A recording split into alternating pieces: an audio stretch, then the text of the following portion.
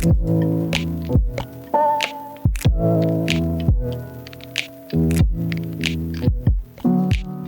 everyone, nice to see you again, or if you're new here, I'm Malin, and today I'm going to share a vegan take on a Swedish recipe. A lot of you have been asking for more Swedish recipes, so today I'm doing vegan meatballs with all the traditional trimmings that we do here in Sweden. So it's going to be mashed potatoes, some pressed cucumber, what we call brown sauce. It doesn't sound so appetizing, but it's really yummy, I promise.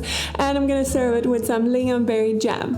And I hope you will enjoy. We're gonna start by prepping the pressed cucumbers. I start by slicing up a whole cucumber, and I want to do this as thinly as I can. So if you have a mandolin, you could definitely use that to do this. Then I place the sliced cucumber in a shallow bowl. I sprinkle with some salt and I mix the salt through the cucumber slices, and then we're gonna weigh this down and let it sit for 30 minutes so that a lot of the liquid from the cucumber releases.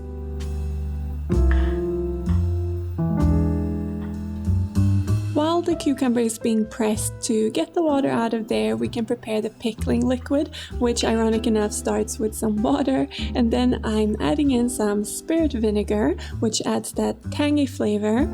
Next we add in some sugar. I'm using cane sugar, and I'm also going to season with some ground white pepper, and then mix it all really well until it's well combined.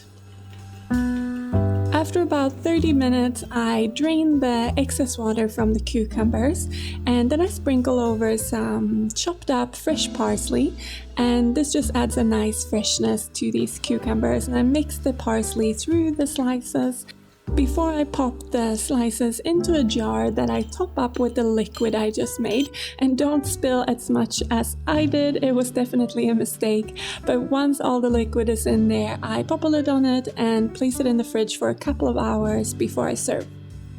So as you can probably tell, I'm doing the sides in a pretty traditional way with traditional ingredients, but now we're going to move on to making the meatballs. And for this I'm going to use whole foods. I'm going to make them with black beans and mushrooms. They're really yummy, but if you want to do a more traditional style meatball, I'll link one of my recipes for that down below, where I use vegan mince instead.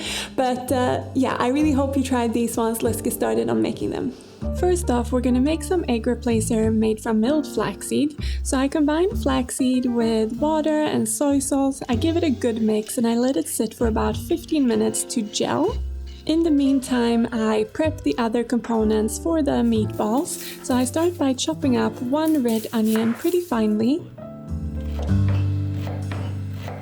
I'm also chopping up one garlic clove, but you could totally use a press as well.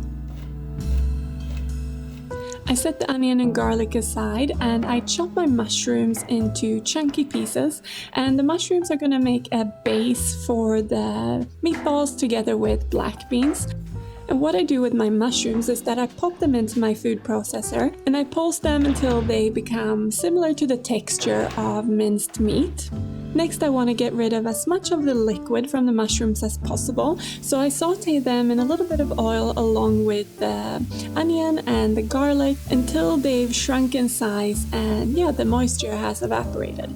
I like to season this with salt. I like to season the whole way through, and here you can see how the liquid is coming out and cooking away. So once it's smaller in size and has browned, I remove it from the heat and I pop some walnuts into my food processor along with some oats, and I pulse this as well until it becomes broken down into a breadcrumb consistency. Then I'm adding some cooked and drained black beans to my dry mixture, and I'm also adding in some tomato puree, which gives a little bit of an umami taste to this, and I'm also seasoning with salt and black pepper. Like I said, I season this in stages to make sure that it all has good flavor at the end.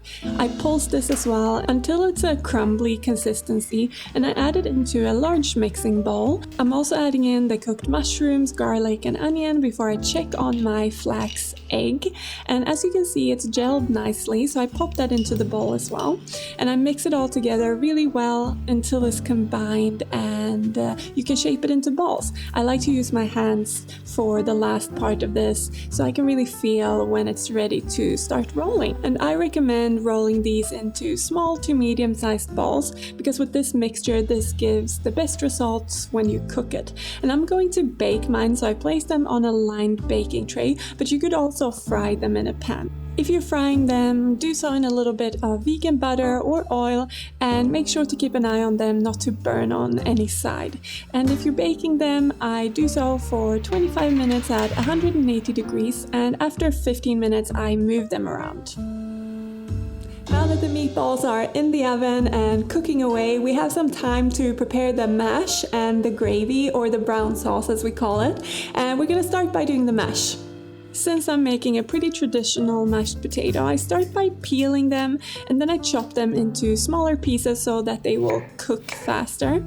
I pop these into water and I cover the pot with a lid. I bring the pot to a boil and I let them cook until they're soft. This only takes about 10 minutes. And in the meantime, I'm going to prepare the gravy. I start off by melting some vegan butter into the pan that I use to saute the mushrooms, and this will just add more flavor to the gravy.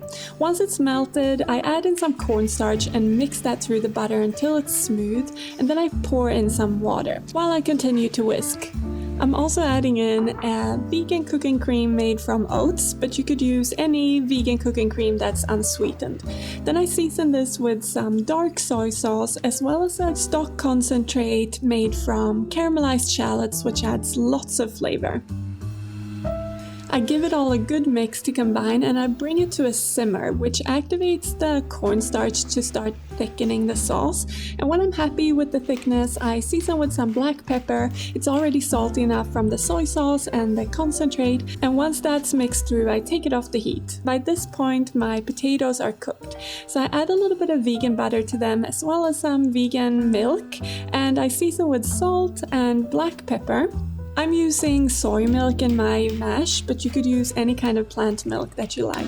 Then I simply use a potato masher to mash the potatoes. I set that aside and I pop my meatballs into the sauce, which is how I like to serve them.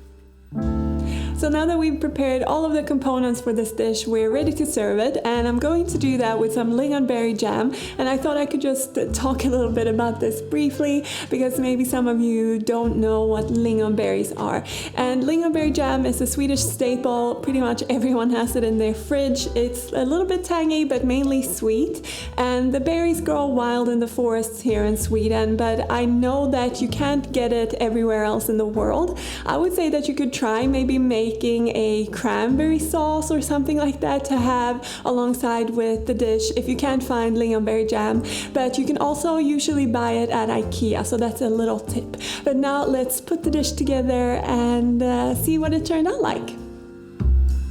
I like to start my plate with a generous dollop of the potato mash.